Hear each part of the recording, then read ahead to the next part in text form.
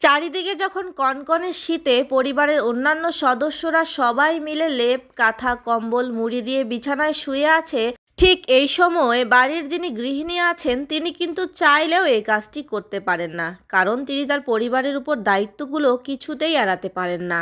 আসলে তার নিজের চেয়েও না, তার পরিবারের প্রতি যে দায়িত্ব এবং ভালোবাসা রয়েছে, তার নিজের শরীরের আরামের চেয়ে সেগুলোর দাম তার কাছে অনেক বেশি।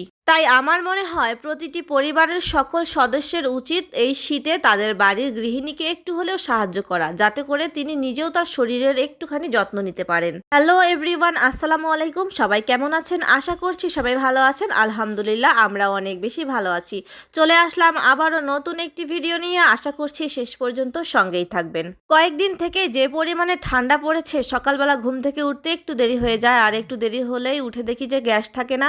আসলে আজকেও তার ব্যতিক্রম হয়নি, একটু দেরি হয়েছে আর উঠে দেখি যে চুলা একদম জ্বলছেই না। তারপরে আর কি করার ভেবেছিলাম সকালে রুটি ভাজবো, রাতেই আমি রুটি বানিয়ে রেখেছিলাম, কিন্তু চুলায় তো একদমই গ্যাস নাই, তাই রুটি এখন ভাজা যাবে না। তাই আর কি করার, রাইস কুকারে করে খিচুড়ি রান্না করে নিলাম। একেবারে চাল ডাল একসঙ্গে মশলাপাতি দিয়ে হাতে মাখিয়ে খিচুড়ি রান্না করে নিয়েছি। খিচুড়ি বসিয়ে দিয়ে এদিকে অন্যান্য কাজও অনেকগুলো সেরে নিয়েছি। আর এদিকে দেখেন কয়টা বাজে ঘড়িতে, আর বাবা মেয়ে এখনো ঘুম থেকে উঠছে না। তাদের যেন ঘুম ভাঙছেই না, ঠান্ডা যেন তাদের একারই লাগছে, আমার লাগছে না। আমি তো সকালে উঠে রান্না বান্না করে আরও কত কাজ সেরে নিলাম, আর বাপ বেটিতে এখনও ঘুমাচ্ছে।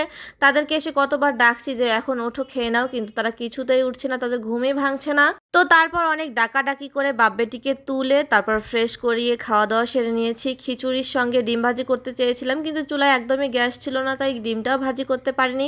পরে কিন্তু আমি খিচুড়ির উপরে একটা ডিম ভেঙে দিয়েছিলাম। যাই হোক, সালাদ বানিয়ে নিয়েছিলাম। আর আমরা তিনজনে মিলে কিন্তু একই খাবার খেয়েছি আজ। মেয়ের জন্য আলাদা করে কিছুই রান্না করতে পারিনি, কারণ গ্যাস ছিল না।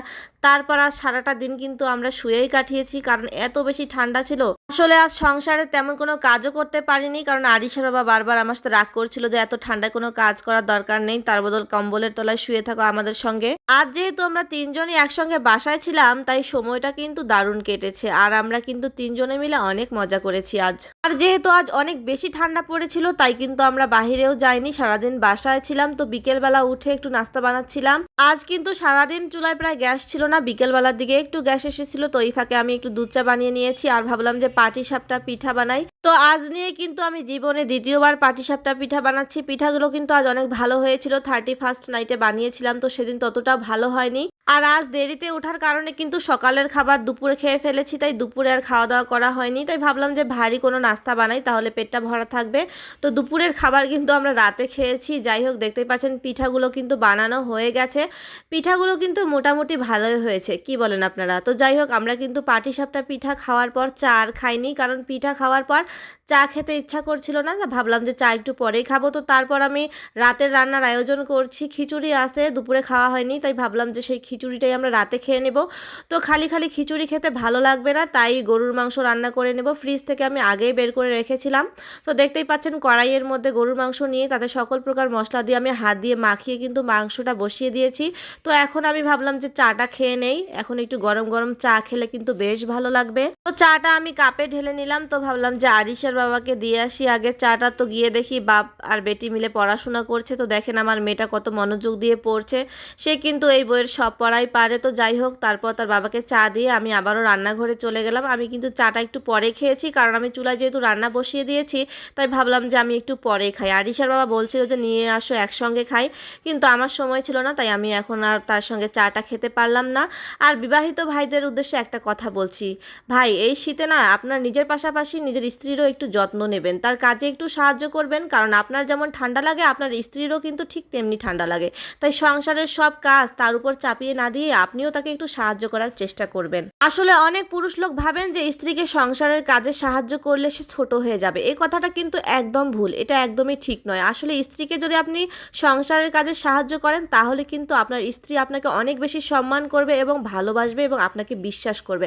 আর আপনি কিন্তু এতে করে ছোট হয়ে যাবেন না, বরং আপনি তার চোখে বিশাল বড় মনের মানুষ হয়ে যাবেন। আর আমাদের প্রিয় নবী হজরত মুহাম্মদ সাল্লাল্লাহু আলাইহি ওয়াসাল্লামও কিন্তু তার স্ত্রীদের কাজে সাহায্য করতেন, এতে করে কিন্তু তিনি ছোট হয়ে যাননি বা নিজেকে ছোটও মনে করতেন না। তিনি যদি একজন নবী হয়ে তার স্ত্রীদের কাজে সাহায্য করতে পারতেন, আর আমরা তো সামান্য মানুষ মাত্র, তাহলে আমাদের করতে সমস্যা কি? তো যাই হোক, বড়দের মতো অনেক বড় বড় কথা বলে ফেললাম, আর আপনাদের সঙ্গে গল্প করতে করতে কিন্তু আমার রান্নাটাও প্রায় হয়ে এসেছে। আর আজ আমি কিন্তু গরুর মাংসটা আলু দিয়ে রান্না করেছি, কারণ মাংসের পরিমাণ একটু কম ছিল।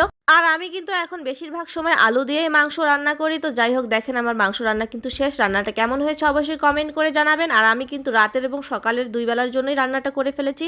তো এখন আমরা রাতের খাওয়া দাওয়া করছি। খিচুড়ি দিয়ে গরুর মাংস খেতে কিন্তু অনেক মজা।